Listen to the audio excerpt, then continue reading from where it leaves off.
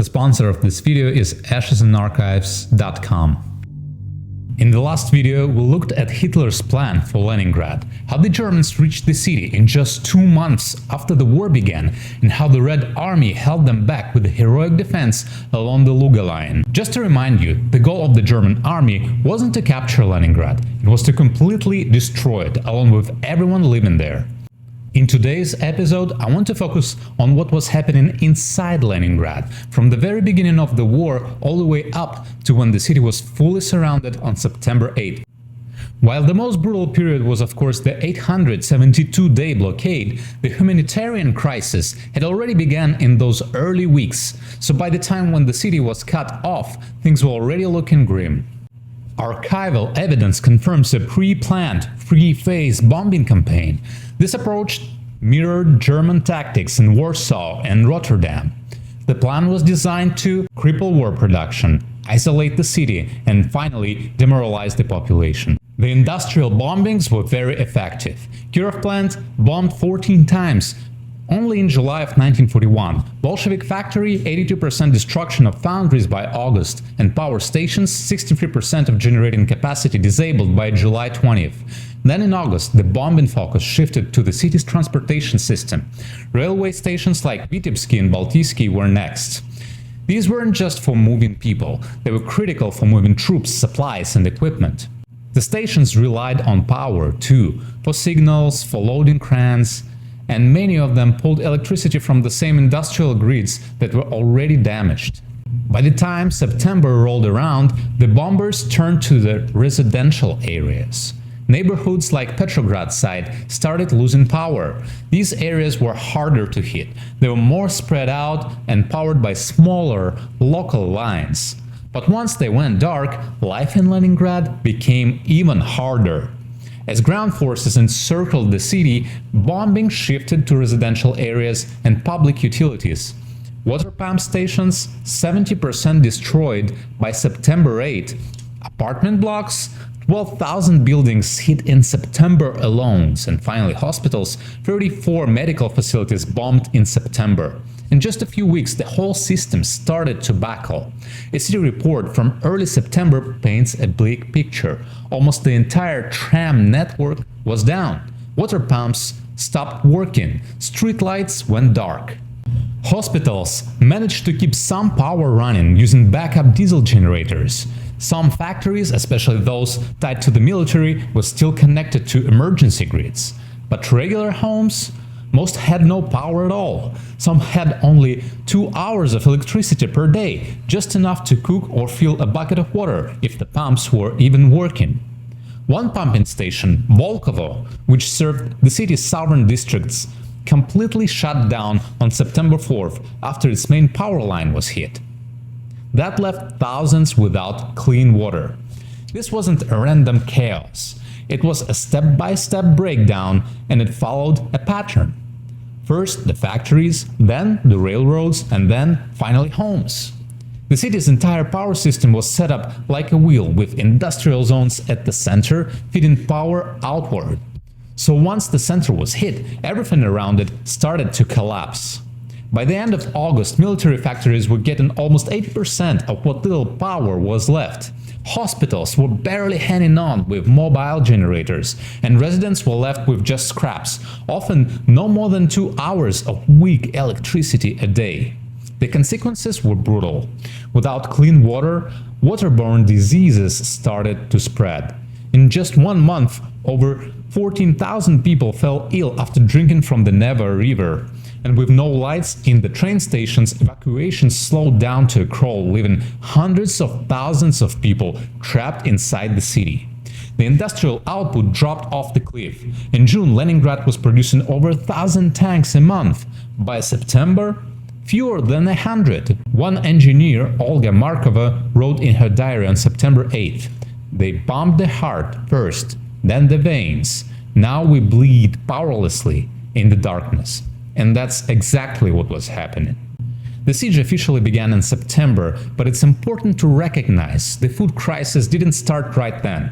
It had already been growing from the very beginning of the war, starting on June 22, 1941. Here's what Lena Skrabina, a teacher from Leningrad, wrote in her diary just a few days later on June 28th. The radio boasts of burning German tanks, but my students' mothers whisper about empty flour beans at the Bolshoy-Okhtinsky bakery. Rumor says Zhdanov's warehouses hold just 20 days of grains. Still, the cafes serve piroshkis. Well, they're smaller now, filled with cabbage instead of meat. The summer of 1941 was unusually hot in Leningrad. According to records from the Pulkovo Observatory, July averaged at around 22 degrees Celsius, that's about 72 degrees Fahrenheit, and on July 18 it hit a scorching 31 degrees Celsius, or nearly 89 degrees Fahrenheit. That kind of heat was a huge problem. Most food wasn't refrigerated, and the meat reserves started to spoil fast. In fact, a Health Department report from July 20th mentioned that 1,200 tons of pork had gone bad and were infested with maggots in the Okhta warehouses. It might not seem like a huge problem at that point, but by July the food situation was clearly getting worse. Here's what Nikolai Ivanov, a metal worker from Leningrad, wrote in a letter on July 15th. They've cut our bread ration to 700 grams, coarse black stuff that crumbles like soil. The party says temporary measures, but the foreman showed me the new coupons, August printed in red ink, and at the Haymarket a gold watch buys free potatoes. It's important to understand how food was distributed in Leningrad back in 1941. Everything was centralized. People didn't just buy food. Instead, they were given ration coupons based on their category. And those coupons could be exchanged for a set amount of food. Food kitchens that served the citizens were falling apart. Back in June, there were over 1,000 kitchens feeding almost 1 million people every day.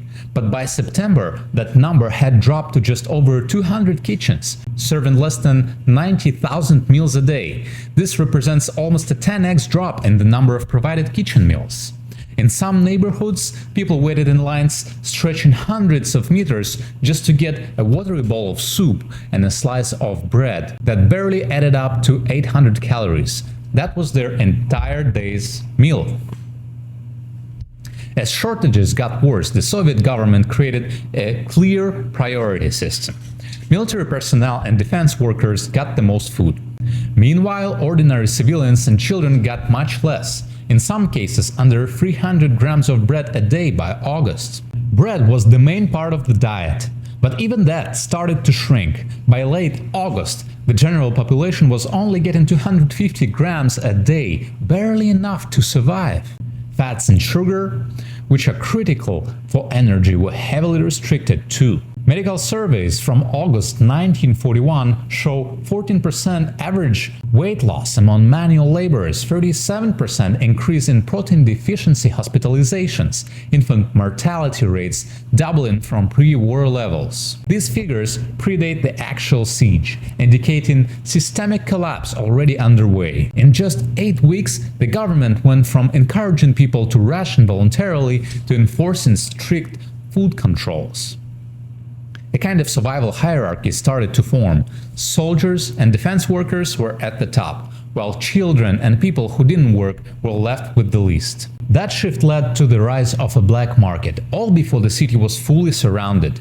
This table shows just how out of control prices got on the black market for August 1941. Take potatoes, for example. The official price was 0.4 rubles per kilo, but on the black market they were going for 5.2 rubles. That's 13 times more. Beef was even worse. It jumped from 2.1 rubles to 34 rubles a kilo. That's more than 16 times higher. Sugar also skyrocketed from 1.8 to 28.5 rubles per kilo, and even cigarettes, which cost 1.2 rubles a pack, were being sold at 18 rubles. That's a 15x markup. These numbers show how desperate things had become. Official supplies were running out, and anyone with food could charge whatever they wanted. For most people, the black market was the only way to survive, even if it meant trading away valuables or risking an arrest. Here's what Tanya Savicheva, an 11-year-old girl from Leningrad, wrote in her diary on September 1941. Mama traded grandma's silver samovar, got half a sack of oat husks. We mix them with wallpaper paste. Zhenya says the glue tastes like childhood sweets if you close your eyes. The bridges are bombed. No more trains. Papa says we are on our own now. On August 29th, the last major grain delivery arrived in Leningrad from the city of Vologda.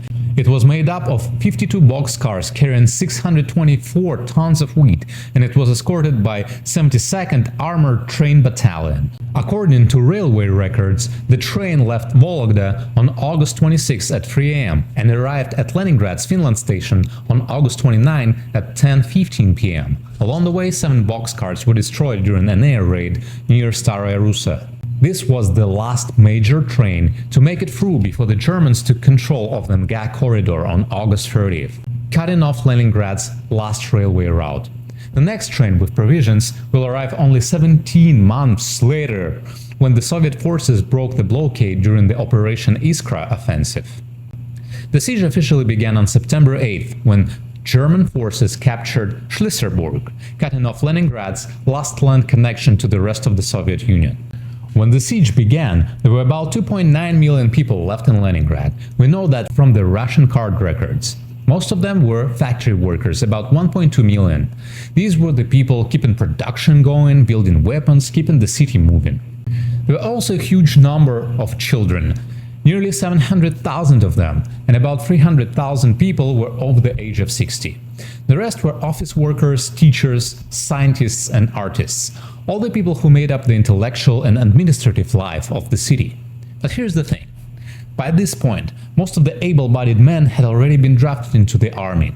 That left a massive gender gap. Among adults still in the city, about a quarter were men. The rest were women, trying to hold everything together. With kids, the split was pretty even, boys and girls. But what mattered more was just how many children there were and how incredibly vulnerable they were about to become. And if that wasn't enough, more than 400,000 refugees had poured into the city just in the weeks before the siege. People fleeing from the Baltics, from Estonia, Latvia, Lithuania and nearby towns in the Pskov region. By the end of August, most of these people had nowhere to go. About 3/4 of them were living in schools, factories, or whatever public buildings still had space. And what happened next was beyond catastrophic. More than 1 million people died, mostly from starvation and cold. Around 800,000 were evacuated over the next 2 years, many of them across the frozen Lake Ladoga, on what became known as the Road of Life. We definitely will cover Road of Life in a separate video at some point. By the time the siege was lifted in 1944, just under 600,000 people remained in the city. That means that nearly every second person who lived in Leningrad was no longer in their original location or even alive by the end of the siege. By September 8th, when the German forces completed the encirclement, the people of Leningrad were already reeling from cascading systems failures. No stable power, collapsing food supplies, failing transportation, soaring black market prices, and the beginning of mass malnutrition. And yet, despite all of this, the city held on. In the next episode, we'll look at how life continued inside the siege, how people adapted, resisted, and endured through what would become one of the most devastating humanitarian catastrophes of the 20th century. This is just one of several videos about the Siege of Leningrad. Stay tuned as we continue to explore one of the darkest chapters of the Second World War.